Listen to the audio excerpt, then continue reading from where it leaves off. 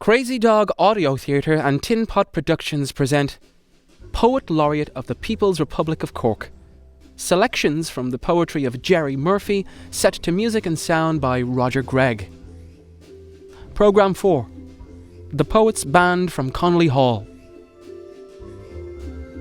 In this fourth programme in this series presenting the work of Gerry Murphy, we hear from Pat Cotter, himself a poet of note and the director of the Munster Literature Centre. He'll help explain and analyse this strange appeal of Gerry Murphy. Gerry Murphy has a reputation for irreverence, but he's quite serious about his own poetry. He may be irreverent in his dealings with you that make you think that he couldn't be arsed about his own reputation or poems, but he is a very serious artist.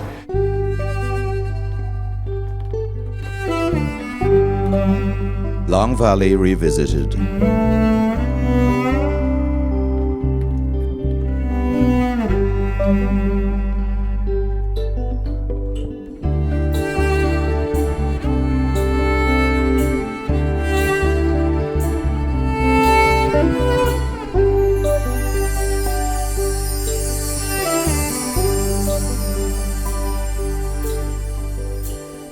Middle age is whispering on Winthrop Street.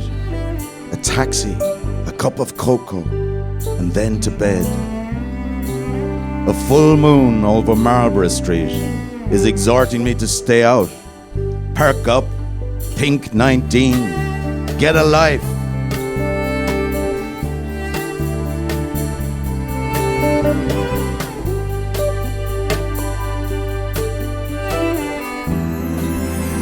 Trees are stretching into leaf along the South Mall.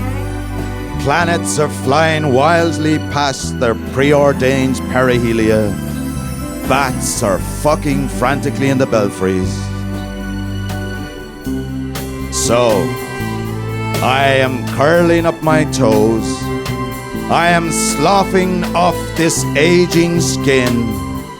I am kissing Mary Mahoney.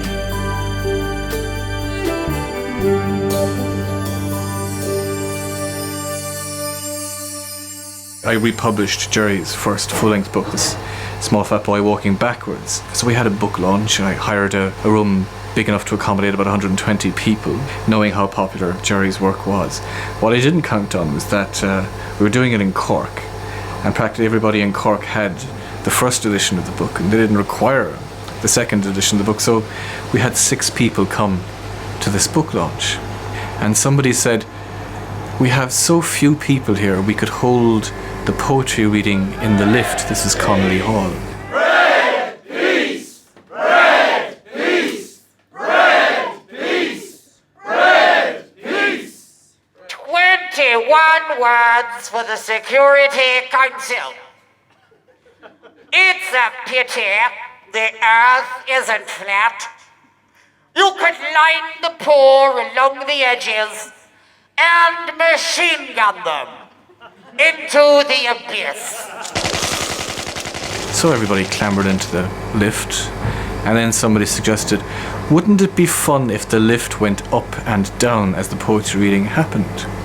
So we pressed the button to send the lift to the top of the building, and it never reached the top of the building. It went up about 3 floors and then started moving down again of its own accord and got stuck between floors. So we were there for about 3 or 4 minutes, wondering if this problem is going to resolve itself before we acknowledged it wasn't going to resolve itself. So we pressed the emergency button. The person on charge of the building turned up, opened the doors, shouted down the lift shaft to us, wanted to know what the hell we were doing. And I said, we're having a book launch. And he says, "A book launch? I think I was born yesterday, boy. You had a whole room to do a book launch. You had a whole hall to do a book launch. What are you doing inside in the lift?" He really thought that we had purposely engineered this lift accident, and he was extremely angry. And then John Montague, the famous Irish poet, arrived late, and he raised the stress levels of the building manager by, there were 2 women in the lift among the 6. And John Montague said, "Tell the women to take their tops off and I'll get a photographer from the Cork Examiner." So that sent the building manager to complete stress overdrive, and eventually got us down. And as we all streamed out of the lift, he wagged his finger in front of my face and says, "You will never get another room in Connolly Hall as long as I live." Liberation Sequence 1.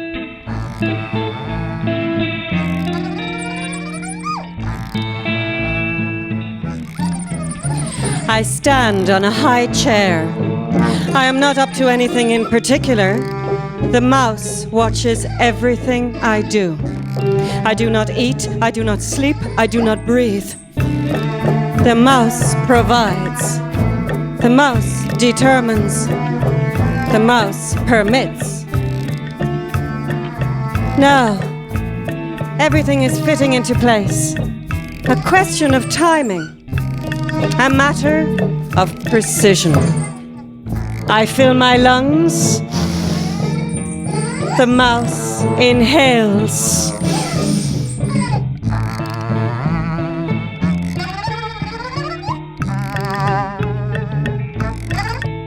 Last night the mouse and I dined out, candlelight champagne, the lot. The mouse had gammon steak and chips. I made short work of a rind of Cheshire and helped polish off 3 bottles of the finest Dom Perignon, much to the chagrin of the mouse, since I, after all, had promised to do the driving. The mouse paid. Decent fellow, all the same. Later, the mouse invited me back to his apartment for a nightcap. The mouse went off to slip into something more comfortable, but then, in the next breath, from the next room, complained loudly of a headache. Some prick, huh? Occasionally, the mouse and I played chess. The mouse usually wins, but then I let him. Anyway, he cheats. The bastard does. Would I lie? Listen, I must tell someone. The mouse has given me a ring. Yes, we're engaged. Now, of course, it's not official yet. The mouse insists we take blood tests and the usual to ensure blood compatibility and such like, but all going well, you can expect an invitation. Frankly, I'm thrilled.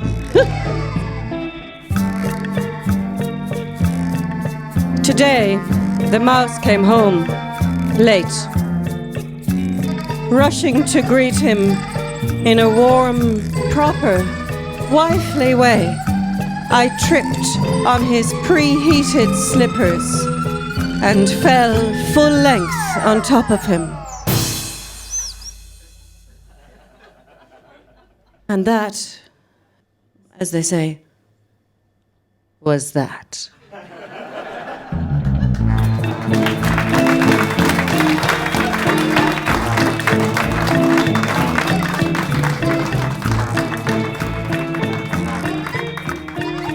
I think his work has 3 particular strengths. The first would be his reliance on humour and the awareness the work has that edifying, profound ideas and themes can be dealt with as effectively through humour as through more serious, weighty statement. Lines to a young girl eaten by bears. To make up for missing your birthday, your father granted your fondest wish. A long hike through the forest.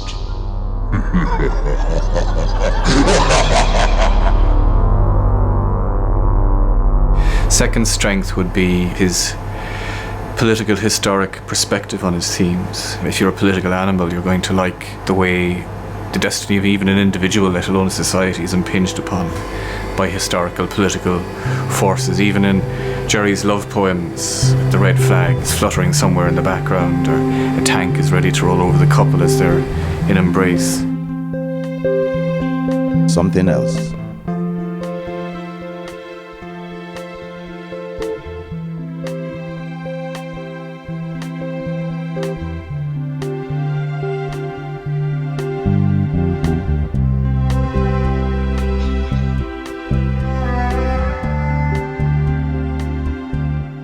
sometimes walking, sometimes waiting, for a bus sometimes, for a political solution, wanting you more often than not. It's nothing. The CIA? Safety first appearing at the unlit window with an automatic rifle. A Civil War reaction. I am quite fond of you. Something else. If people are whispering, if people are forming a queue, if people are drowning themselves, so what? There is a night wind from Zanzibar inching across my skin. It is as if I sleep with you.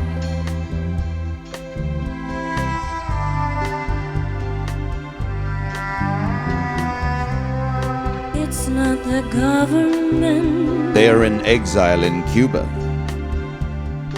It's not the secret police. They are in the attic, wrapped individually in newspaper in a small cardboard box.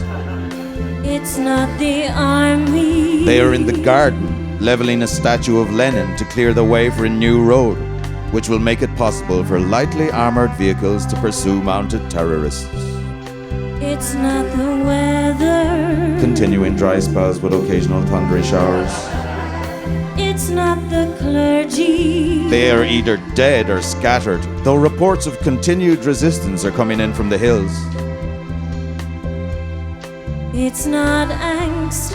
It's not imperialism, not exactly. It's missing you. From the trenches, from the street fighting, from Bolivia, from 1929, from the small hours, the last 5 minutes before midnight.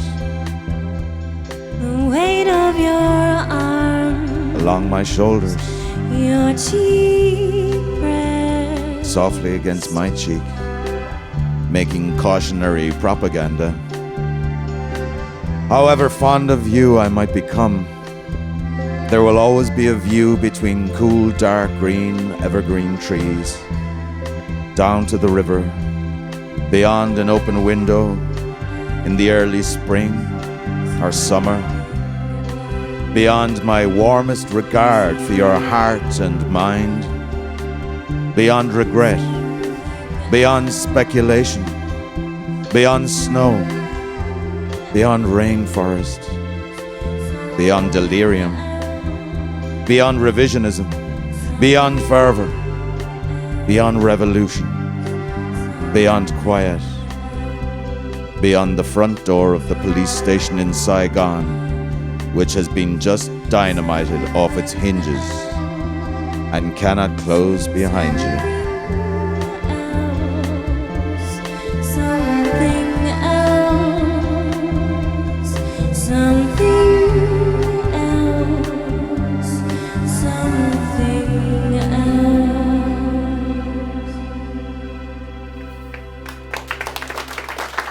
The third strength is the way Gerry's poetry uses various elements of jazz music, by exploiting the pastiche and mimetic tendencies of jazz.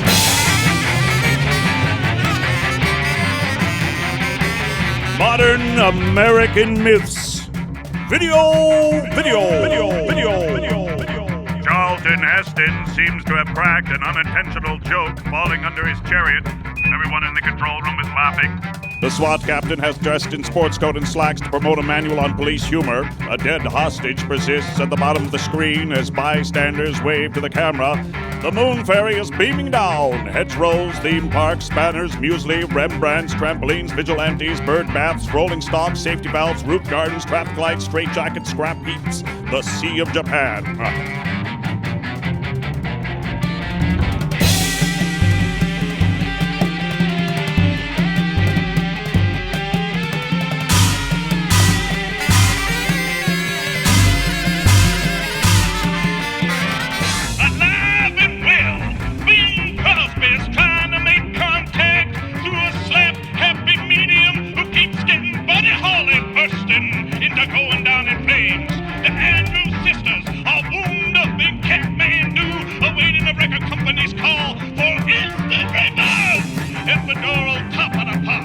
Roy Orbison is wink second secretary at the Soviet embassy in Kinshasa. Nod, working for the CIA. Jim Reeves is currently a cheeseburger. Fred Astaire, a bucket of nails. Patsy Cline is really dead. Really missed. I'm dreaming of a white Christmas.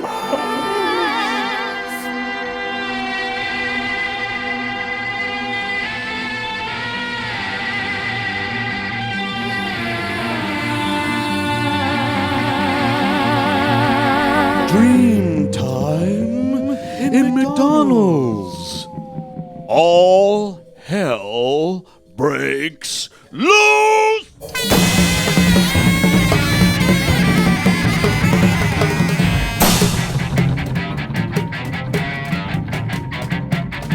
As someone inadvertently opens the party room door, where 30 more Shirley Temple lookalikes are being pampered, crunched, and minced to provide tendier, tastier hamburgers. The manager is cutting up rough under persistent tabloid questioning concerning his third sex change operation. The Vietnam veteran is opening his wrists lengthwise to the armpits.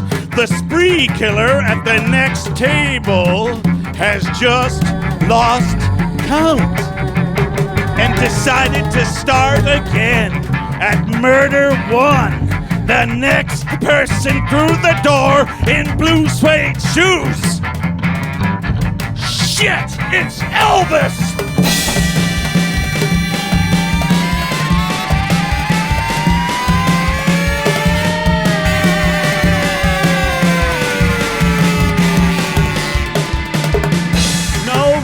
For the exquisite.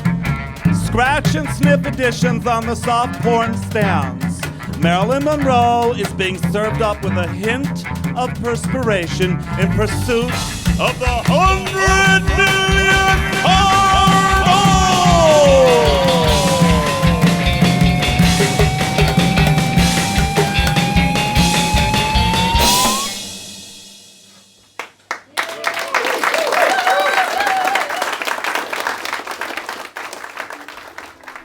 You have been listening to Programme 4 of a 5-part series presenting the Poet Laureate of the People's Republic of Cork, the poetry of Gerry Murphy set to music and sound by Roger Gregg.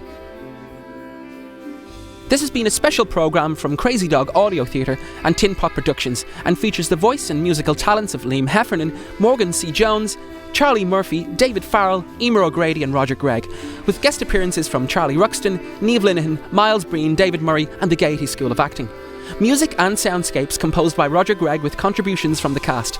The live show was recorded at the Everyman Palace Bar with sound engineer Mark McGrath, stage director and audio producer Roger Gregg, executive producer Daryl Moorhouse. Special thanks to the Everyman Palace Theatre, Daedalus Press, Courtyard Studio, UCC Campus Radio and to Conal Creedon, Hugh Lorrigan, Mick Hannigan, Pat Cotter and Tony Sheehan. This programme is made possible by grants from the Arts Council of Ireland and by the BCI's Sound and Vision Broadcasting Scheme. Find out more about Gerry Murphy, his books, the CD, the YouTube videos and the live show by visiting us at tin.pot.com and crazydogaudiotheatre.com.